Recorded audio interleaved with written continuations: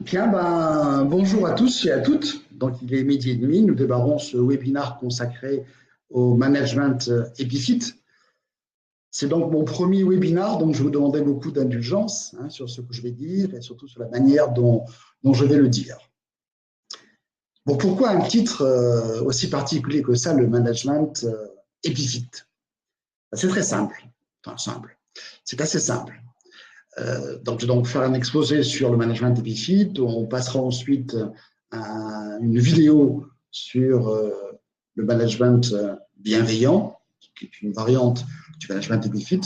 Et ensuite, vous aurez l'occasion de poser vos questions à partir du clavier qui est devant vous.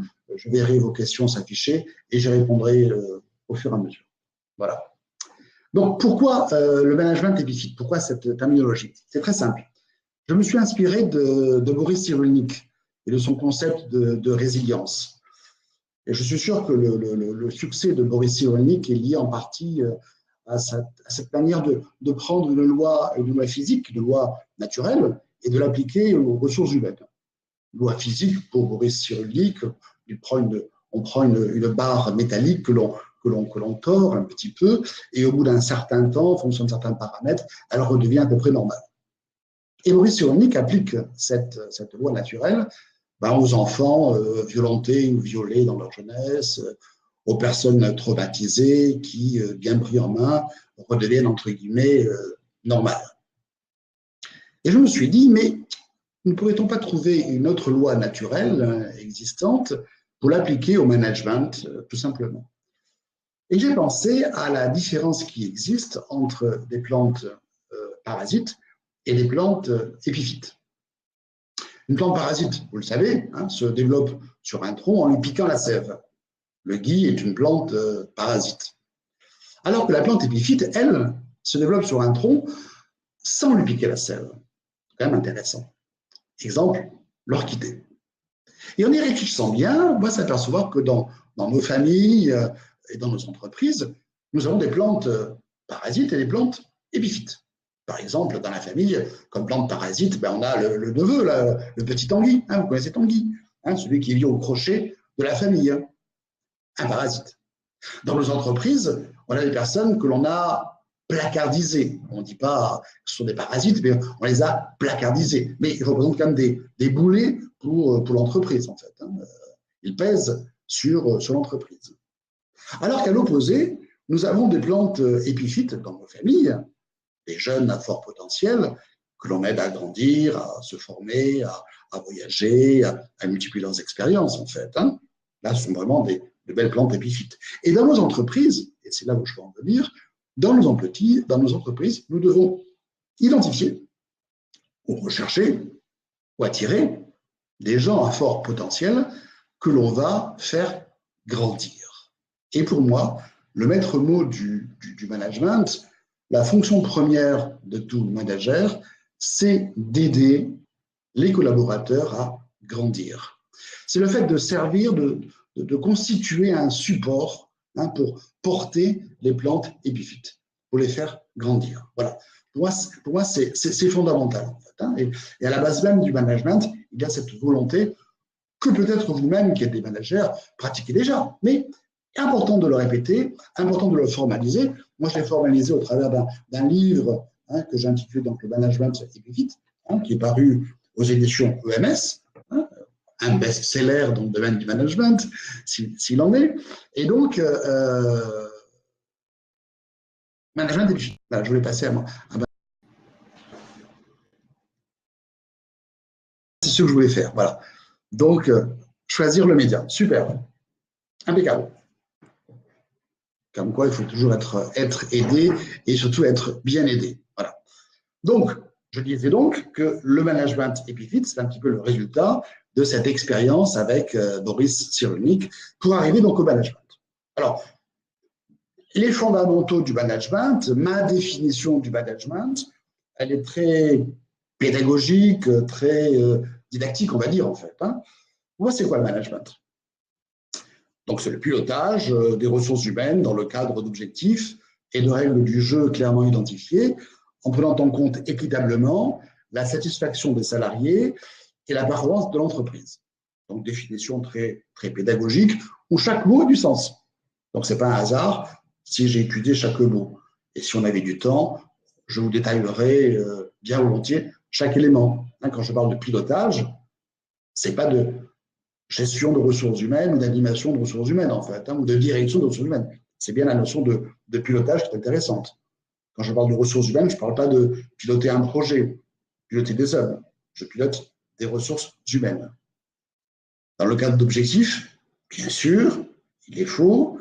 Règles du jeu, oui. Souvent, en entreprise, c'est le domaine de l'informel et du flou. Donc, il va être très important d'avoir des règles du jeu, mais surtout d'avoir des règles du jeu clairement identifiées, écrites et acceptées par l'ensemble des collaborateurs.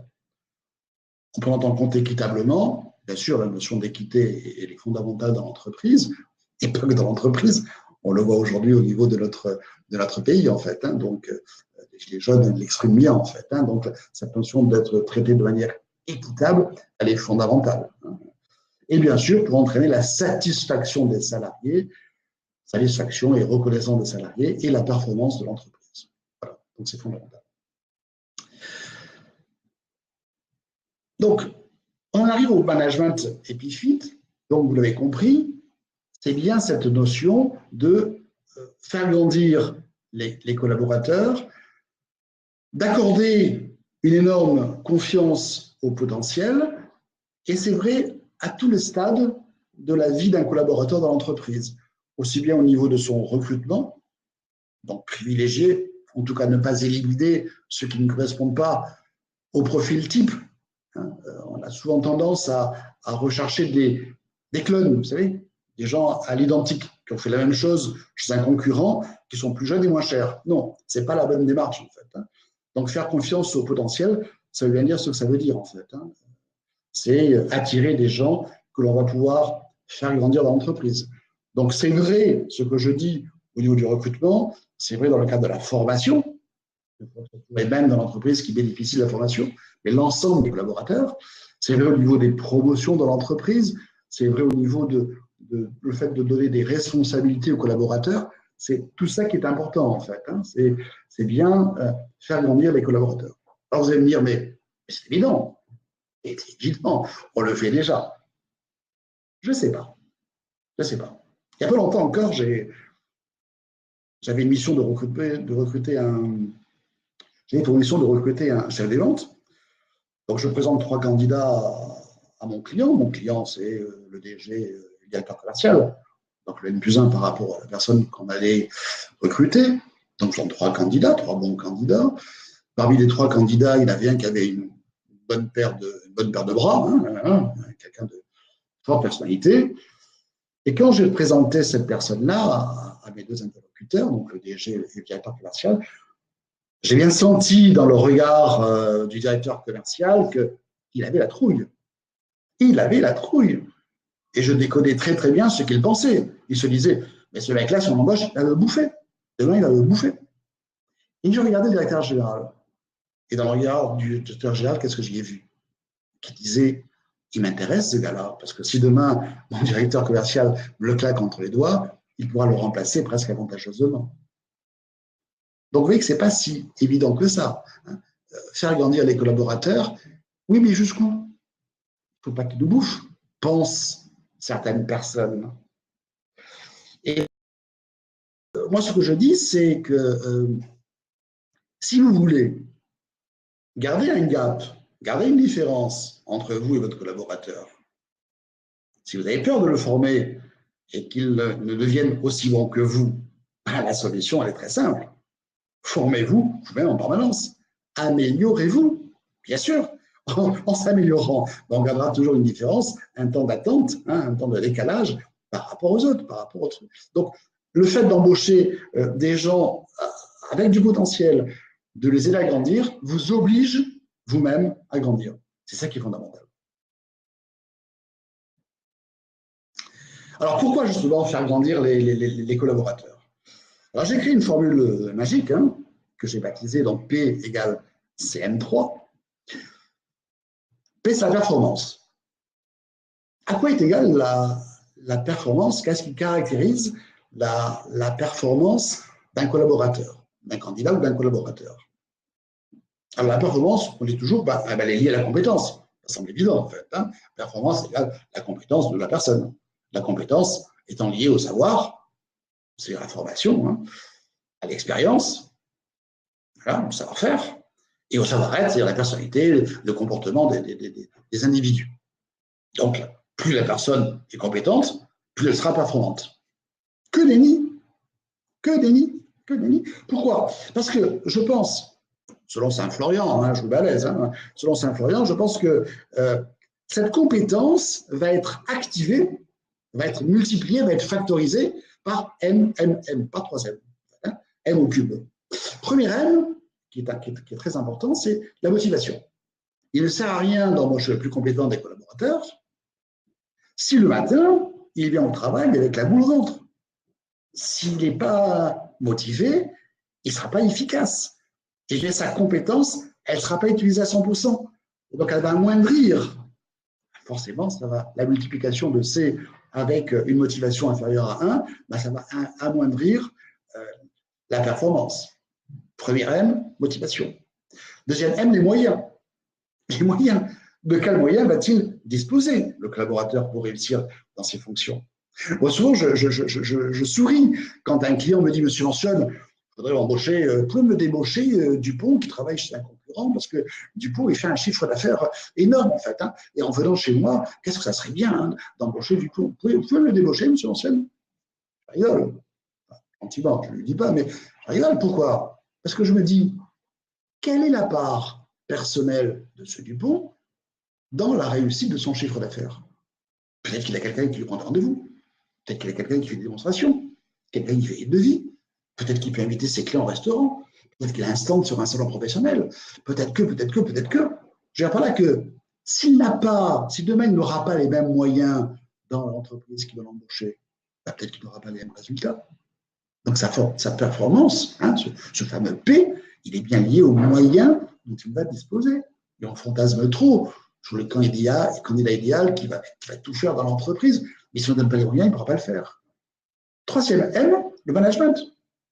Bien sûr, le management a une part très importante dans la performance de l'individu. Pour une image sportive, pour qu'un individu, un footballeur, marque un but de la tête, il faut qu'il soit compétent. Et donc, il essaie d'embaucher le plus compétent, hein, qui marque un but de la tête. Mais pour qu'il marque un but de la tête, encore faut-il qu'on lui passe le ballon et qu'on lui passe bien le ballon. Parce qu'un aussi bon joueur que ça, si on lui passe mal le ballon, peut-être qu'il ne va pas marquer le but. Ce que je veux dire par là, c'est que c'est bien le résultat d'une équipe, c'est bien le résultat d'un effort de l'entraîneur, du capitaine. La personne a marqué un but de la tête. Et dans l'entreprise, c'est pareil. Donc, c'est important de bien avoir ça. Donc, moralité, pourquoi faire grandir les collaborateurs? Tout simplement parce que la performance, elle est égale à la compétence que multiplie la motivation, les moyens et le management. Alors, comment peut-on faire pour faire grandir les collaborateurs? Bon, j'ai 6 pistes de réflexion que je vous propose. Hein. Elles ne sont pas exhaustives, hein. Elles ne sont pas limitées à ça. Mais déjà, avec ces 6 pistes, on peut déjà faire grandir les collaborateurs. Première piste importante, c'est la maïeutique. C'est-à-dire quoi la maïeutique? Ça veut dire faire découvrir ce qu'il faut faire à ses collaborateurs. La maïeutique, vous le savez, hein, ça a été créé par Socrate, hein, qui disait qu'il fallait faire accoucher les gens, leur faire accoucher de leur propre solution, parce qu'il part du principe que toutes les personnes ont en elles les solutions à leurs problèmes, à leur situation. Alors, peut-être que comme la mère de Socrate était sage-femme, peut-être que cette image lui est venue plus facilement. Mais l'idée, c'est ça, la maïeutique, c'est ça. C'est ne pas imposer quoi que ce soit, ne pas décider pour les autres, mais les aider à exprimer ce qu'ils ressentent en eux, en partant du principe, en tout cas moi j'y crois bien volontiers, que dans l'entreprise, les personnes elles-mêmes ont les solutions à leurs problèmes. Encore faut-il leur faire exprimer, créer un contexte pour faciliter cette expression.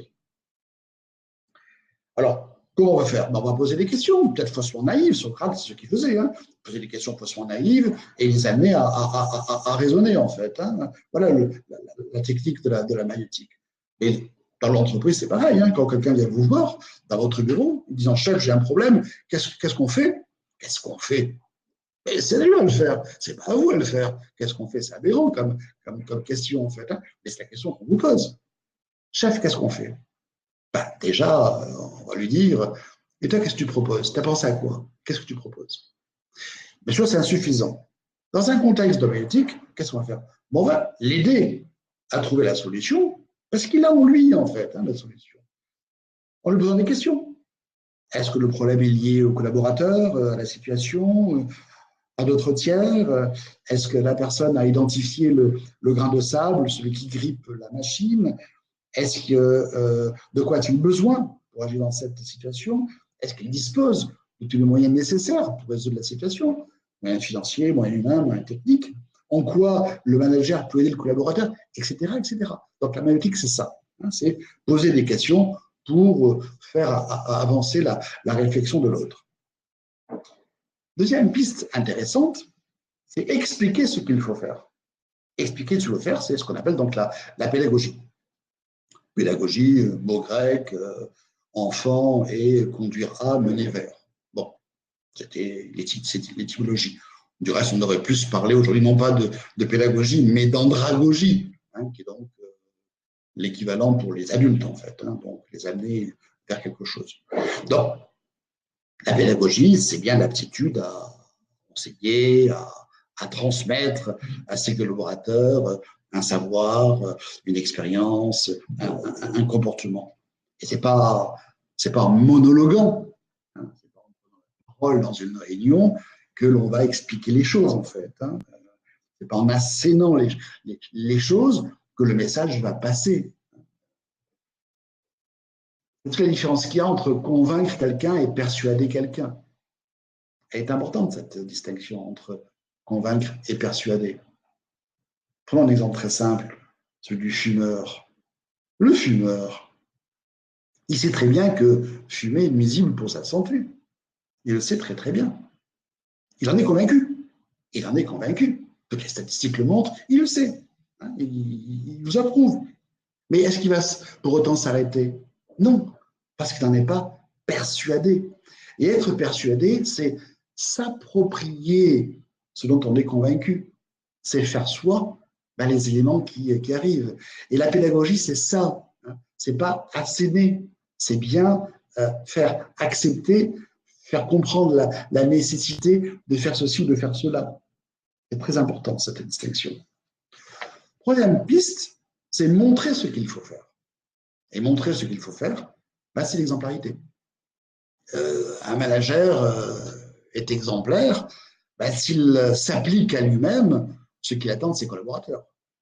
Il fera bien respecter les délais, la qualité, les coûts, si lui-même déjà se plie à certaines règles. En fait, hein. La plante épiphyte poussera droit si le tuteur est droit. Et si le tuteur il est tout arabiscoté et tout tordu, la plante épiphyte elle a mal poussé en fait. Hein. Donc l'exemplarité, et vous le savez, elle est indispensable, nécessaire mais pas suffisant. Quatrième piste pour faire grandir ses collaborateurs, la dynamique de groupe. Face à une difficulté, face à un problème, parfois il est intéressant de réfléchir à plusieurs. Hein. Si demain vous devez arrêter les valeurs en vigueur dans l'entreprise, vous pouvez les asséner, vous pouvez les rédiger, mais peut-être qu'à plusieurs, en faisant sortir l'expression de vos collaborateurs, peut-être que ça va être plus facile d'y arriver ensemble. Et s'approprier ces valeurs. Si un collaborateur un jour a un problème avec un client, on peut l'aider à deux à trouver la solution. Peut-être que d'autres collaborateurs ont eu des problèmes similaires avec d'autres clients. Et en confrontant les différentes expériences, on trouvera peut-être la bonne solution. Donc à plusieurs, on est plus fort. C'est le principe de la dynamique de groupe. Cinquième piste intéressante, c'est la répétition. Vous le savez. Hein, même dans certains métiers, la répétition elle est fondamentale. Hein. Faire des gammes, c'est important en fait. Hein. Le chirurgien, le grand sportif, le concertiste, tous ces gens-là, en permanence répètent les choses en fait. Hein. C'est dans la relation avec les enfants, c'est pareil en fait. Hein. Donc c'est bien cette notion d'apprentissage, la répétition est importante. C'est pas en faisant une fois une chose que ça va le faire. Ne dites pas, mais je vous ai envoyé un mail. Oui, d'accord, vous m'envoyez un mail avec la copie au monde entier. Enfin, c'est pas suffisant. Les choses doivent se répéter. Hein. Et donc, il faut être intransigeant par rapport à ça. Dernier élément, le sixième élément, peut-être le plus important, celui qui fait la synthèse avec le reste, hein, c'est la reconnaissance. Et cette notion de reconnaissance, elle est fondamentale. Fondamentale dans l'entreprise, fondamentale dans la famille, fondamentale dans un pays comme la France, hein, où je le répète, hein, les gilets jaunes, c'est bien ce qu'ils souhaitent avant tout, hein, avant toute augmentation de salaire, avant tout ce que vous voulez, la retraite, le machin, etc. Chacun veut être reconnu comme un individu, avec sa singularité, et pas être un pion. Voilà. Et dans l'entreprise, les salariés ne veulent pas être considérés comme des pions. Alors, il y a différentes dimensions de la reconnaissance. Reconnaissance de la personne, c'est-à-dire reconnaître Jean, hein, plutôt que le compteur de gestion. Reconnaissance des résultats. Et cette reconnaissance des résultats, elle doit être liée à une récompense, on va dire. Et troisièmement, reconnaissance de l'effort, de manière tangible ou symbolique. Mais il faut que l'effort soit récompensé. Et enfin, reconnaître les compétences liées aux responsabilités et à la confiance. On va détailler ces quatre éléments de reconnaissance. Un, la reconnaissance de la personne. Vous le faites, hein, j'en ai ce qu'on vient pas, mais c'est bon peut-être moi aussi de le répéter. Hein. Cette notion de répétition, ce n'est pas inintéressant en fait. Hein. Et la répétition, je ne l'ai peut-être pas dit tout à l'heure, mais jamais ne répéter à l'identique. Hein. Toujours répéter de manière un petit peu décalée, avec notre angle, avec d'autres images, avec d'autres perspectives. Hein, le message passe mieux en fait. Hein. Donc, reconnaissance de la personne, vous le faites, c'est vrai, mais il n'est pas inutile de répéter que le matin, en arrivant au bureau, on doit saluer ses collègues. Ça semble évident. Peut-être qu'il est important de consulter ses collaborateurs avant de prendre une décision. Ah oui, c'est important. Peut-être qu'il est important de le tenir au courant, les salariés, des décisions qui ont été prises, de l'évolution de l'entreprise. Bref, on va valoriser tout ce qui respecte le salarié comme une personne importante dans l'entreprise. Deuxième élément de reconnaissance, la reconnaissance des résultats. Des fois, on répond, je sais pas, à un appel d'offres, par exemple, on n'est pas retenu. Il faut quand même reconnaître l'effort qui a été réalisé pour avoir concouru, en fait. Hein. Si le résultat prévu se réalise, tant mieux, hein, on va entrer une récompense, c'est classique. Mais s'il n'y a pas un résultat tangible au bout, il est important de le reconnaître.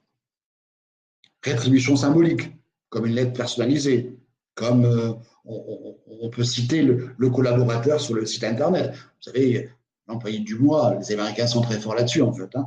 Impôt pour soulever le résultat, etc. En fait, hein. Donc, reconnaître les résultats, c'est important. Troisièmement, reconnaissance de l'effort, hein, puisque donc tout effort doit être récompensé, peut-être par un remerciement, soit en privé, soit en public. Mais il faut encourager les gens à persévérer et à continuer et voir s'améliorer. Et enfin, reconnaissance des compétences. Hein. Il faut être assertif. Voilà, en fait, il faut être assertif. Être assertif, ça veut dire quoi? Ça veut dire que quand c'est bien, on le dit, quand c'est bon, on le dit. Mais de manière simple, en fait. Hein. Or, très souvent, le manager, il a tendance à pointer du doigt ce qui ne va pas et à ne rien dire lorsque c'est bien fait. Ben, je crois que reconnaître les compétences, c'est reconnaître le travail bien fait, que l'on voit. Parfois même, reconnaître le travail qu'on ne voit pas et qui est important. L'anticipation, c'est important. Parfois, on ne le voit pas concrètement. La créativité, l'innovation, l'autonomie sont des éléments que l'on ne voit pas assez et qu'on doit féliciter. Voilà. Voilà un petit peu ce que je voulais vous dire en ce qui concerne ces différents éléments pour pouvoir faire grandir ces collaborateurs. Alors, j'aimerais maintenant faire passer une vidéo qui va faire un petit peu la synthèse de ce qu'on a dit.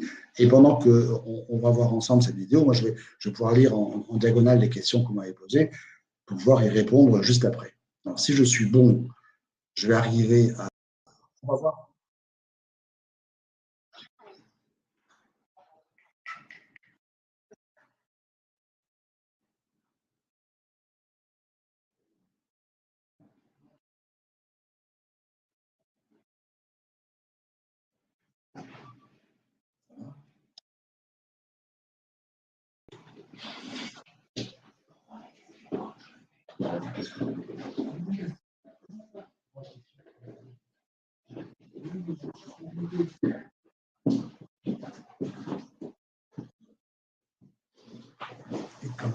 Et comment on peut répondre à chacun?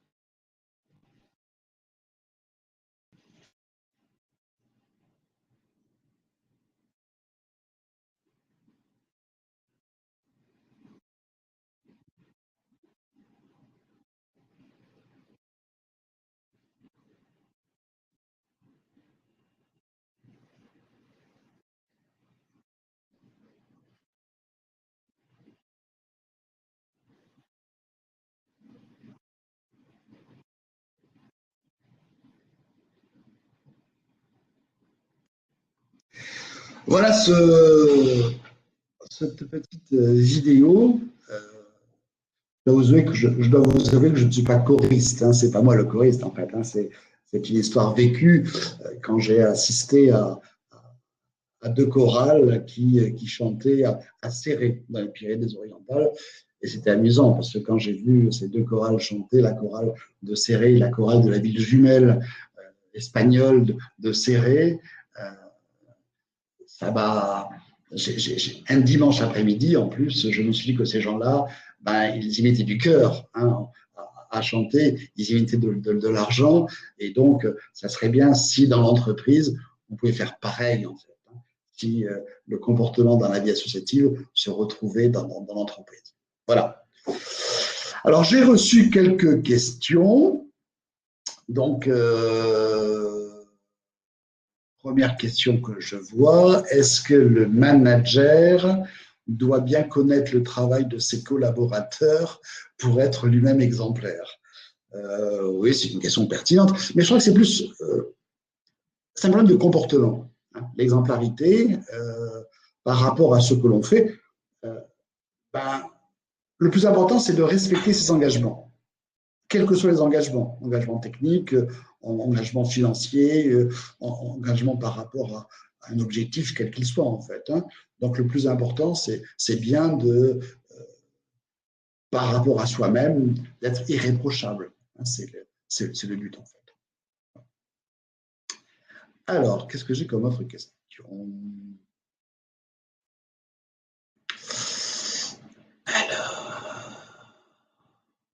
Est-ce que la maïeutique serait-elle la discipline fondatrice du coaching moderne? Oui, oui, oui, oui, on peut le dire en fait. Hein. Bah, c'est un petit peu on a la caricature du psychanalyste hein, qui écoute je veux dire son patient, son client, je ne sais pas comment on l'appelle, et qui à chaque fois que la personne dit quelque chose, le psychanalyste dit et vous, alors qu'est-ce que vous en pensez? C'est vrai que ça doit être un réflexe, en fait. Hein. Tout doit partir de l'autre, pas de soi, en fait. Hein. Donc, c'est important que les gens s'expriment. Et le rôle de tout, on va dire, aidant, c'est pas que le coach, en fait. Hein. Toute personne qui doit aider. Hein. C'est vrai pour le N+1 dans une entreprise, c'est vrai dans la famille par rapport à ses enfants, c'est vrai dans notre relation avec les autres, en fait. Hein. Le but, c'est de pouvoir aider les autres, en fait. Hein. C'est bien partir de l'autre et pas partir de soi. C'est bien cette notion de vouloir persuader et pas de convaincre, en fait. Alors, est-ce qu'il y a d'autres questions? Alors, je vois une question. Il est agréable de voir et d'entendre, plus encore de partager en direct. Je pose donc aussi en live ma question. Cette vision épiphyte fait-elle du manager un mystagogue? Ah, c'est intéressant ça comme question. Il faut que je relise la définition du mystagogue et de voir si cette vision épiphyte est en harmonie. Ce que je veux dire, moi, par la notion de manager, de management épiphyte, hein, parce que le manager n'est pas lui-même un. Le manager, c'est un support, en fait. Hein, et le support doit grandir aussi. Hein, il faut aider la personne à grandir. Il faut que le manager joue le rôle de support, mais il faut que le support, celui qui sert de tuteur, puisse être costaud, fort et grandisse lui aussi. Et l'ensemble va s'embellir avec des orchidées si la plante épiphyte grandit et embellit, et si le support grandit aussi, en fait. Hein. Donc, c'est bien un ensemble. Alors, autre question, quel conseil pour un néo-manager? Ah, intéressant. Néo-manager, le nouveau. C'est vrai que. Alors, avant de répondre à la question, quel conseil pour un néo-manager, qui est une question pertinente, le management, ce n'est pas forcément l'évolution classique de tout salarié dans une entreprise. L'expertise, devenir un expert dans son domaine, dans la qualité, dans le contrôle de gestion ou dans d'autres domaines, pour moi, c'est aussi important que d'être manager. C'est vrai qu'en France, on valorise, on sacralise le management. Voilà. On sacralise le fait de dire ben moi, j'encadre 2 personnes, 5 personnes, 10 personnes, 1000 personnes, 2000 personnes. Et alors? Hein. Mais bon, on doit faire avec. Et parfois, dans toute évolution de carrière, il est bon d'avoir une expérience de management. Mais ce que je veux dire, je prends mes précautions, hein, ce que je veux dire, c'est qu'il ne faut pas forcément sacraliser la fonction de management. Hein, on peut très bien réussir sa vie, pas dans la vie, hein, on peut très bien réussir sa vie sans être un manager, en fait. Alors, quel conseil donner à un néo-manager? Ben, c'est d'être très ouvert, d'être comme une éponge, de prendre tous les conseils pas forcément pour argent comptant, pas forcément pour les impliquer dans les médias, mais de ne pas avoir peur des remarques, au contraire, les susciter, en fait. Hein. Je crois qu'il faut tirer parti au maximum de son N+1, mais des collègues aussi, en fait. Hein, et faire preuve d'une bonne dose de positivité, hein, de positivisme. Il faut être positif hein, dans l'entreprise, c'est important. Alors, comment faire face au fait que de plus en plus de N-1, type chef d'équipe, profitent des MTIC et du raccourci ainsi créé pour déballer sur nous les managers auprès des DRH sur qui cautionne cette attitude, effritant ainsi l'esprit de la sacro-sainte solidarité managériale. Si j'ai bien compris la question, nous avons les intermédiaires. Les intermédiaires dans le management sont très importants. Et peut-être que ce qui manque dans les entreprises, ce sont les chefs d'équipe. Hein. Le chef d'équipe, il est coincé entre des personnes qui doivent bosser, de bons exécutants, de bons collaborateurs, mais le chef d'équipe doit faire appliquer très souvent une directive qui vient d'en haut. Et il est coincé. Il est coincé entre défendre les intérêts de l'entreprise et défendre les souhaits, les attentes, la vie hein, de ses collaborateurs. Et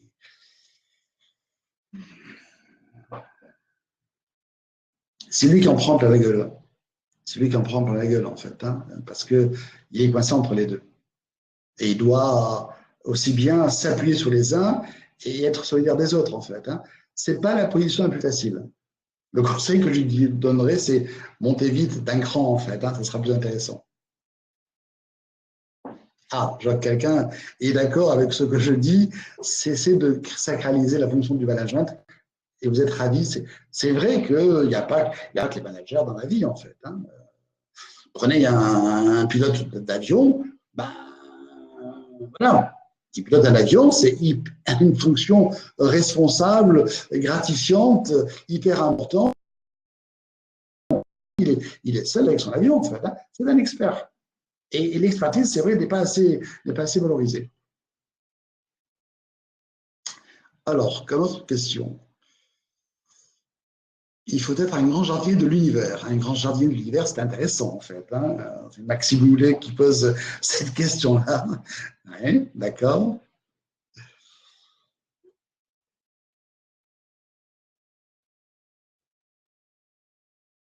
Alors, oui, c'est vrai que vous posez la question sur le pilote d'avion qui est autonome dans son avion, en fait, hein, et qui a une grosse responsabilité. Mais souvent, dans l'entreprise, on a des gens qui ont une grosse responsabilité. Hein. Le contrôleur de gestion, le responsable de qualité, il n'a pas besoin d'encadrer du monde pour faire un... C'est pareil, en fait. Hein. Et point besoin, mais d'être manager soi-même, en fait. Hein. Alors,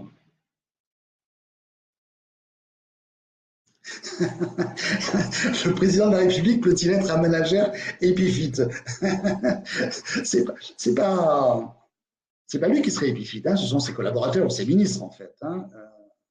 Le président de la République, si je reprends mon exemple de tout à l'heure sur le chef des ventes qu'on devait recruter, le directeur commercial avait la trouille d'embaucher un chef des ventes trop costaud, parce qu'un jour, peut-être ce chef des ventes va lui prendre la place.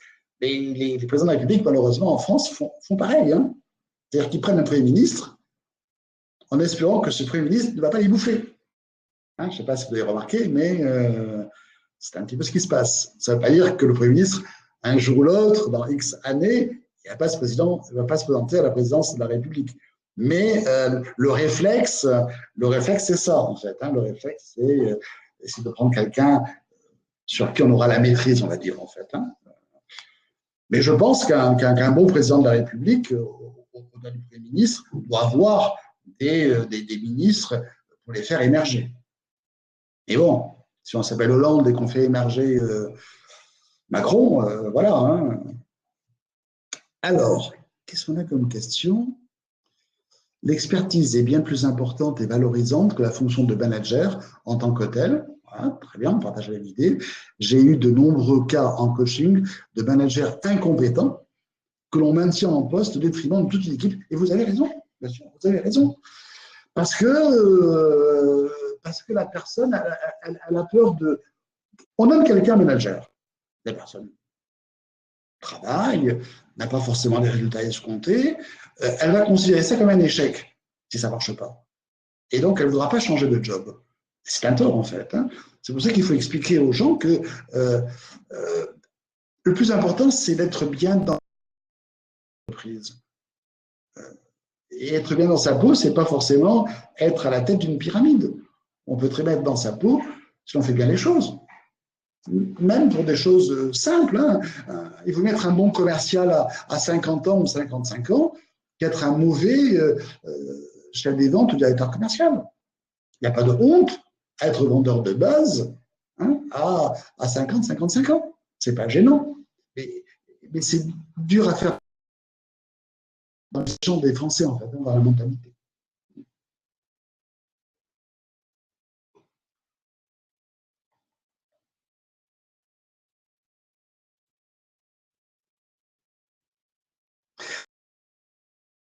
L'autorité de compétence qui est le chef d'équipe pour nous seconder efficacement. C'est une chaîne, je crois. Hein. C'est une chaîne. Et cette notion de compétence, elle doit exister à tous les niveaux de la chaîne, en fait. Hein. C'est l'entreprise qui doit grandir. C'est pour ça que la formation, elle doit être mise à la disposition de l'ensemble des salariés dans une entreprise. On ne peut pas dire cela on les forme, cela on ne les forme pas. Il faut former les gens ensemble. Il faut les faire grandir ensemble. C'est vraiment une équipe, parce qu'après le maillon faible, vous le savez, en fait, hein, c'est n'importe quel élément peut représenter un maillon faible dans une chaîne, en fait. Hein. Et donc, il faut se préoccuper à l'ensemble de la chaîne. Comment agir face à un manager qui ne sait pas prendre de décision? Ah là là, ça c'est une bonne question, en fait. Hein. Je vais vous dire, c'est Pascal qui pose la question. Je vais vous dire, Pascal. Très souvent, les salariés sont plus stricts, plus exigeants par rapport aux collègues que le manager lui-même. Et souvent, je prends un exemple très simple, hein, on va dire, mais pourquoi le chef ne dit pas à l'autre que ça ne se fait pas d'arriver en retard, que c'est pas bien d'utiliser Facebook dans la journée, c'est pas bien de réserver ses nuits d'hôtel pendant ses heures de travail. Le collègue, il est beaucoup plus strict, beaucoup plus dur que le chef, en fait. Hein.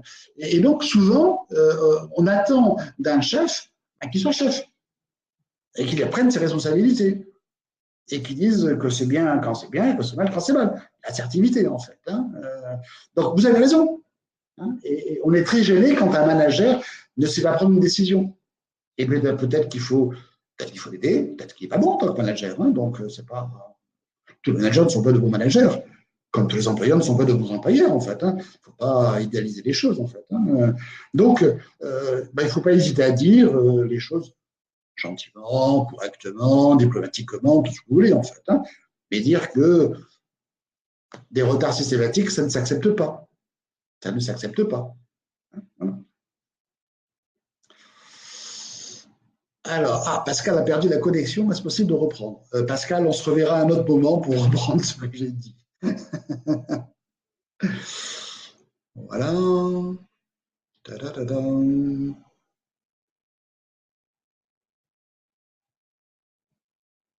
Alors.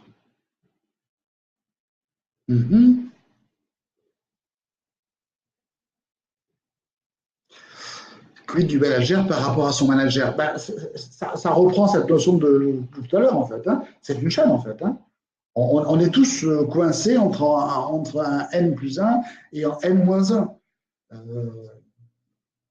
Donc, c'est le dialogue, c'est la communication qui fait qu'on doit parler en permanence avec les uns et avec les autres, en fait. Hein. Alors, aux frais du coaching, vous envisagez un licenciement. c'est pas bête en fait. Hein. C'est sûr que s'il y a quelqu'un d'incompétent, ben, peut-être qu'on peut lui offrir du coaching ou de la formation.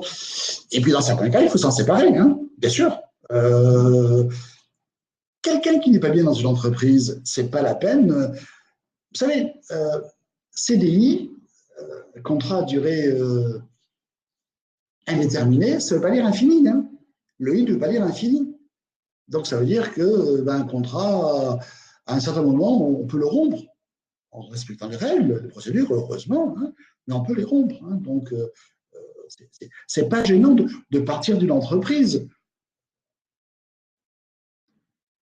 Une carrière professionnelle est longue en fait. Hein, et on doit prendre ce qu'il y a de meilleur dans une entreprise, dans une autre en fait. Hein. Alors, et si le N plus 1 n'est pas clean, et si le N plus 1 n'est pas clean, si le N plus 1 n'est pas clean, donc c'est son propre chef, c'est pas un bon chef, c'est ce que vous voulez dire, j'imagine en fait. Hein. Je vais vous dire. Je vais vous parler de mon expérience personnelle.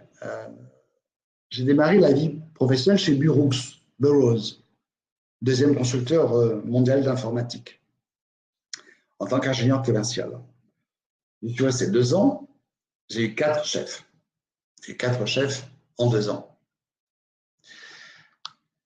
Bon, j'ai pris ce que je pouvais prendre de ces 4 personnes. Et tant mieux.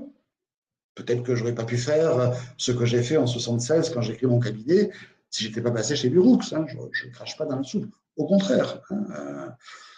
Mais j'ai accepté les gens tels qu'ils étaient et j'ai pris le meilleur de ce qu'ils pouvaient m'apporter. Point. Ils sont comme ils sont situés à une certaine position de l'organigramme. Peut-être que lors de l'entretien de fin d'année, lors de réunions avec la DRH, peut-être qu'il est bon de parler d'organisation et de faire des suggestions pour améliorer l'organisation, sans forcément tout bouleverser en fait. Hein.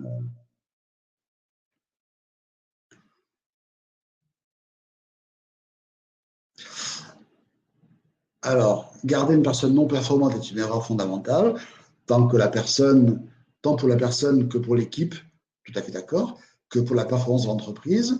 Et vous avez raison, une carrière est longue et l'on peut changer de profession et d'entreprise. Bien sûr, bien sûr. Tout à fait. N'y a-t-il pas un risque de renvoyer une image négative en ne soulevant que les soucis à régler quand on est manager intermédiaire? Eh bien, même le manager intermédiaire doit être assertif. Hein. C'est-à-dire qu'il doit s'exprimer sur les choses qui vont bien comme sur les choses qui vont mal. Et il faut qu'il y ait une culture de l'expression dans l'entreprise. C'est ça qui est important. C'est une culture d'expression. C'est-à-dire qu'il ne faut pas en vouloir à quelqu'un quand il s'exprime et qu'il dit vraiment ce qu'il pense. Et ce qu'il pense, ça peut être positif ou négatif. Mais on comprendra bien que le côté négatif, c'est pour faire avancer le public, pour faire entreprendre l'entreprise. Voilà. Et cette culture de l'expression, c'est au dirigeant lui-même, c'est au chef d'entreprise lui-même, dans une PME, hein, qu'on doit la faire exprimer, bien sûr.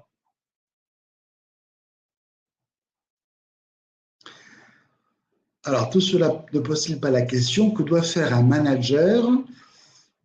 Mener les collaborateurs où ils veulent aller, ou les guider où il faut qu'ils soient? C'est presque du Lynch, ça, hein, comme question. Je crois que c'est ensemble qu'on doit imaginer le chemin, en fait. Hein. C'est ça qui est intéressant. Et les entretiens de fin d'année. Mais je dirais que c'est au quotidien que le manager doit se préoccuper de la manière dont le collaborateur se sent. Et où est-ce qu'il veut aller? Est-ce qu'il veut élargir son champ de responsabilité, de compétences? Ou est-ce qu'il veut être un bon exécutant et rester là où il est? Il n'y a pas une posture meilleure qu'une autre. Hein. Bien faire en permanence, c'est bien. Vouloir changer en permanence de fonction, c'est bien aussi. Il faut que ça corresponde à sa propre personnalité. Le management doit aller de pair avec l'organisation. Je vais le reprendre différemment. On doit créer une organisation en fonction de son style de management. Moi, quand j'ai créé mon réseau de franchise et puis de licence de marque, pourquoi j'ai créé ce système-là? Parce que je préférais avoir autour de moi des gens responsables. Je ne voulais pas imposer des choses. Le reporting, ça m'enquiquine. Le contrôle, ça m'enquiquine. Et donc, je préfère faire confiance aux personnes qui sont d'un même niveau que vous. Et la franchise, le système de franchise ou la licence de marque, c'est bien pour responsabiliser les gens. Et ça correspond à ma personnalité.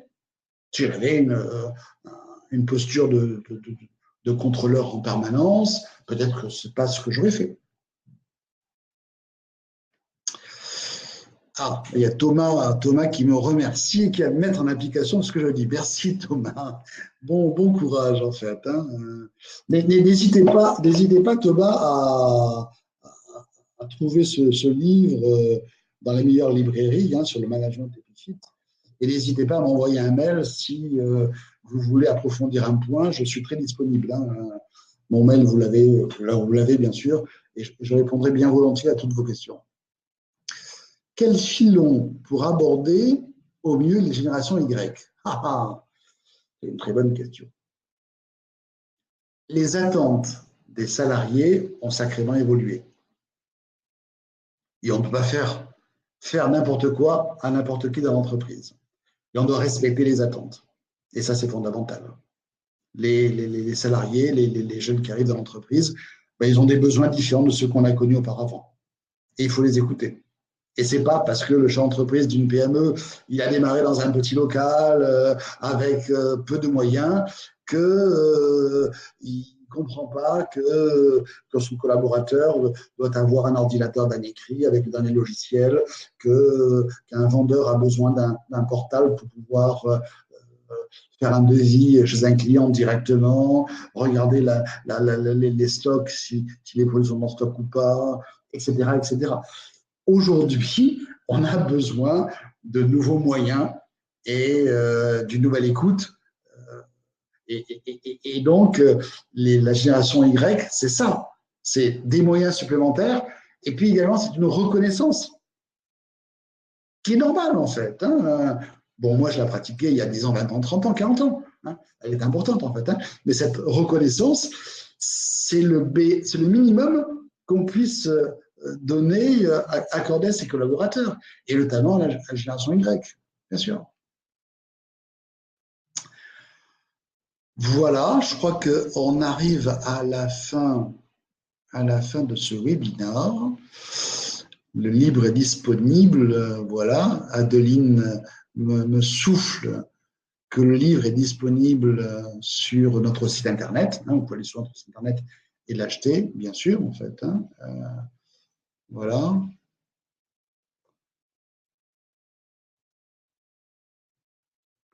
Alors, Fouad, qu'est-ce qu'il dit Fouad? Sans être bisounours, l'avenir est aux entreprises éthiques car elles sont mieux, n'est-ce pas Florian? Donc l'humain au centre des préoccupations de la gouvernance et des managers. Bien sûr, bien sûr. Je vais te dire, Fouad, l'entreprise, et je ne suis pas un bisounours, hein, l'entreprise, c'est le lieu des rencontres, le lieu des chocs, le lieu des égos, en fait. Hein. C'est un rapport de force permanent. Hein. C'est pas s'épanouir dans une entreprise, c'est pas facile. C'est l'idéal, en fait. Hein. On tend vers ça, mais c'est pas facile. Chacun tire la couverture à soi. Dans l'entreprise, quand on embauche quelqu'un, on lui confie une tâche bien précise, bien délimitée. Mais très vite, qu'est-ce qu'il fait, ce gars-là, ou cette fille-là? Que fait cette personne-là? Elle va prendre des responsabilités qui l'intéressent en fonction de sa personnalité, de ses compétences, de ses intérêts. Elle va prendre des choses qui l'intéressent et puis elle va refiler aux autres ce qui ne l'intéresse pas. Ce qui veut dire que la répartition des responsabilités dans une entreprise, elle est liée aux compétences des gens, mais elle est liée également au rapport de force qui existe entre deux individus et entre deux services. Pourquoi dans une entreprise, dans telle entreprise, c'est le commercial qui coiffe le marketing et dans d'autres, c'est le marketing qui coiffe le commercial. Pourquoi? Simplement parce que la personnalité des uns et des autres, le rapport de force entre l'un et l'autre, a fait qu'on est arrivé à ce style d'organisation. Mais il n'y a pas de Bible qui dit le marketing doit être là et le commercial doit être là. Pourquoi dans les entreprises, la communication dépend de la RH et dans l'autre, elle dépend de la direction générale? Pourquoi? C'est un rapport de force. Tout simplement, c'est un rapport de force. Donc, on doit choisir les organisations par rapport à ses propres personnalités et arbitrer entre ces rapports de force.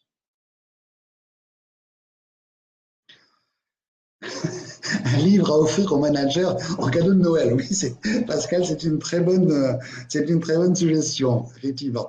Alors, pour la petite histoire, mais vous ne le répéterez pas, ce livre sur le management, je l'ai envoyé avant-hier à Emmanuel Macron.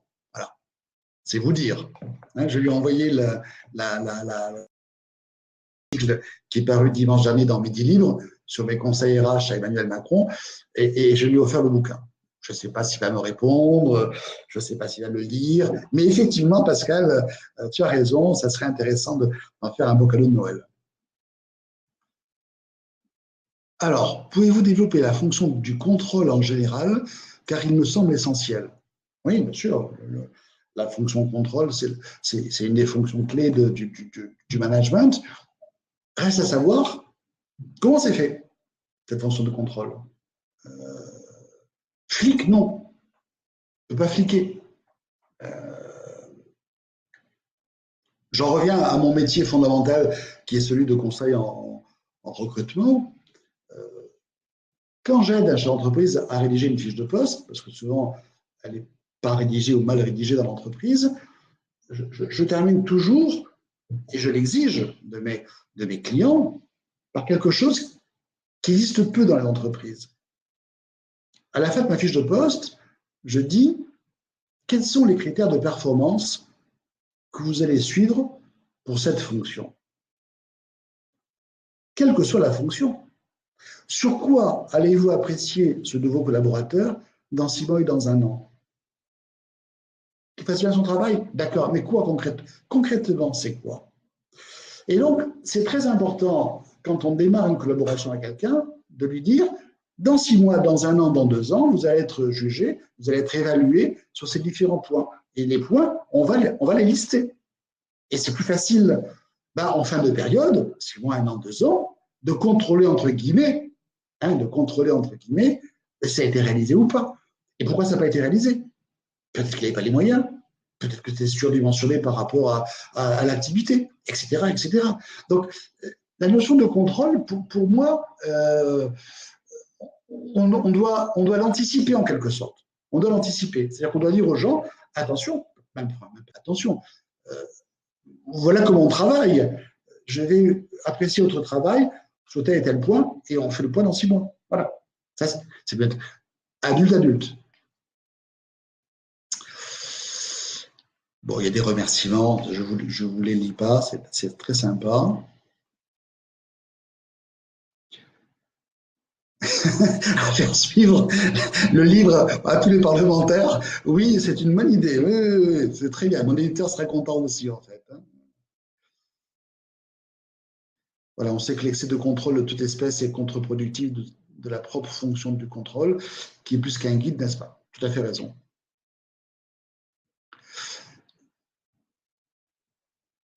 Alors, merci, cher monsieur, ce qui me fait revenir sur la question passée à la trappe, mea culpa, à savoir quel dosage entre compétences et management.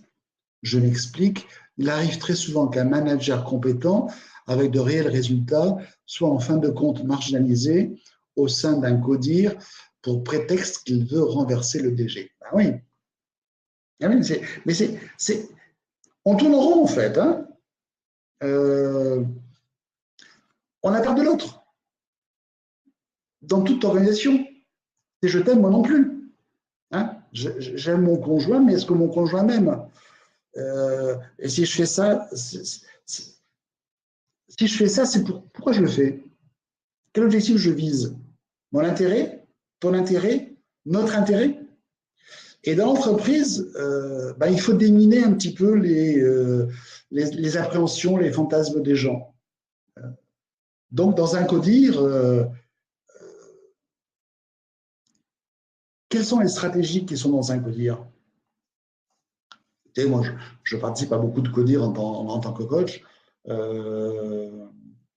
y a des règlements de compte fabuleux, en fait. Hein. Quand le directeur commercial dit les derniers vendeurs que le DRH m'a recrutés, ils sont nuls, en fait. Hein. C'est quoi ces vendeurs que tu m'as recrutés en tant que DRH? Revois tes principes de recrutement, parce que c'est nul, les mecs que tu envoies.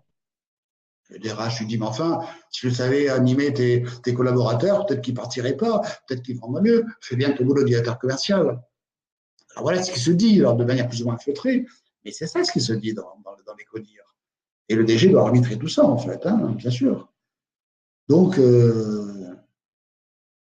compétences, performance, oui, prenons du recul, ayons une approche globale. Essayons de comprendre pourquoi les gens agissent comme ceci ou comme cela. Moi, ça me passionne. Moi, les stratégies individuelles me passionnent dans l'entreprise. Et j'aimerais que vous-même fassiez pareil. Essayez de décoder le pourquoi du comment. Voilà. En permanence, c'est pourquoi les gens font ceci, pourquoi les gens disent ceci. Avec un capital confiance, hein. Bien sûr. Il ne faut pas suspecter les gens de complot ou quoi que ce soit, mais être très vigilant, essayer de comprendre pourquoi on fait ceci ou pourquoi on fait cela. Alors, oui, il faudrait réaliser des grilles d'analyse sociologique avec les codires, bien sûr. On arrive à la fin de ce webinar. OK, ben voilà. Voilà. On est arrivé à la fin. Bien, j'espère que j'ai répondu à toutes les questions. Il y en a sûrement certaines que je n'ai pas répondu. Donc, ce que je vous propose, on va en rester là. Si je n'ai pas répondu à vos questions, vous n'hésitez pas, vous m'envoyez un mail, vous me téléphonez, je suis très disponible et je serai heureux d'échanger avec vous. En tout cas, je peux vous dire que ça fait 1 heure que je discute avec vous, que j'échange avec vous. Je me suis régalé. Voilà. J'ai appris beaucoup de choses également sur moi, sur vous, sur l'organisation et j'espère que pour vous, l'expérience aura été positive. Je vous dis à bientôt pour un prochain webinar. Au revoir à tous.